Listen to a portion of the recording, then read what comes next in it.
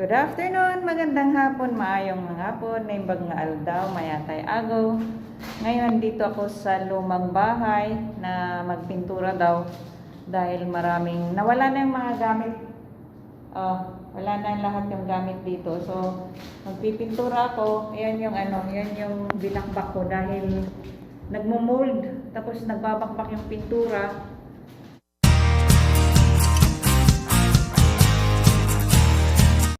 Ayan. Tapos ito yung napinturahan pero yun nagbakbak. And then tanggal lahat yung mga cabinets. Ito yung ano ba yun? Lagayan ng TV noon. Natakpan yan. Yun lumabas yung kapangitan. Ayan, binabakbak ko pa rin. Ayan. Dito walang problema doon. Tapos dito rin kung saan yung sofa noon. Ayan, tinanggal ko, binakbak ko, makita yung Pero yun yung sabi, huwag nang lagyan ng mga kung ano-ano. Pinturahan na lang na ganon. And then, ayan, yung na lang, yung mga walls na lang. Kung yung malinis, huwag nang pinturahan para hindi naman problema.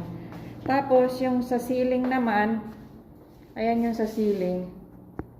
Ayan, lilinisin ko yan, tapos pipinturahan ko. Ayan. Ngayon, nawala na lahat yung gamit. Yung lang, alkaline machine ang dito. Tapos, dito naman, pati dito, pipinturahan ko kasi pangit. Ayan, yung din sa ceiling. Pinturahan ko yan ng kahit lang siya, light lang siya, hindi na kailangan masyado Ito yung kwarto ko. Di ko alam, baka babakbakin ko yung konti. O tingnan nyo, nagmold. Kasi maraming nakalagay dito, gamit nila. Dito yung kama ko, nagmold na rin. Matagal na kaming wala dito. Ayan, dirty. And then, ito yung laundry. Ito yung kusina. And then, wait lang. Ano ko ba yan? Nawala. Dito, okay na yan. Hindi na problema yan. Tapos, dito sa taas, yan siguro, di ko yung kayang gawin. Yung nasa taas. So, di ko alam kung paano ko pipinturahan yun. Dito sa kwartong ito, yung lang, konti lang siya. Yung mga, na yan, stain na yan. Yan yung lalagyan ko ng, pipinturahan ko. And then, ito, ayan, lilinisin yan. Tapos pipinturahan. And then dito, yung kung saan yung cabinet, pinturahan ulit yan. Dito naman sa isang kwarto, walang problema kasi walang problema. So, ganyan na lang siya. At yung dito naman sa kwartong to, ito yung medyo problema. Ayan din. Siguro buong kwarto pipinturahan ko. Ayan, para matanggal yung mga mold. At tingnan mo, nagmold para tuloy tubig. Yung yung humid. Ayan, pinturahan ni Juicy. Ayan. Tapos, dito ito pala, kasi orange yan. Itong na to, pipinturahan ko daw ng puti. So, hopefully kasya yung pintura, orange yan.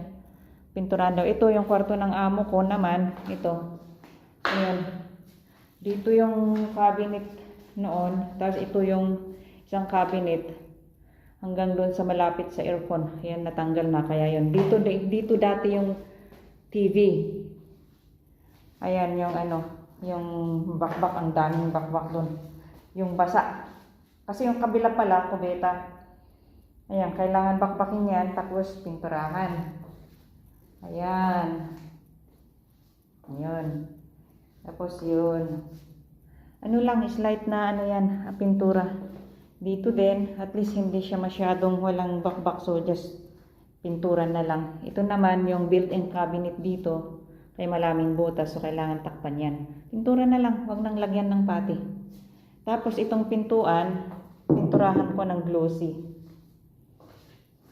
Tapos, Yung sa dito sa kubita walang problema, kaya lang yung ceiling may mga kunting bakbak, kaya yung padaanan na lang ng brush. Ayan. Wag nang problema yun. O walang masyadong problema dito. Tapos sa kubitan naman dito, ayun yung bakbak. Bakbak, so kailangan medyo tanggalin ko yun, tapos pinturahan na lang, padaanan ng brush. Okay na yan. Huwag nang masyadong problemahin para mabilis ang trabaho. Di ba?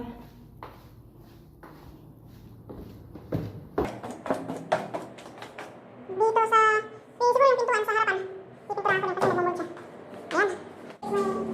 Ayan.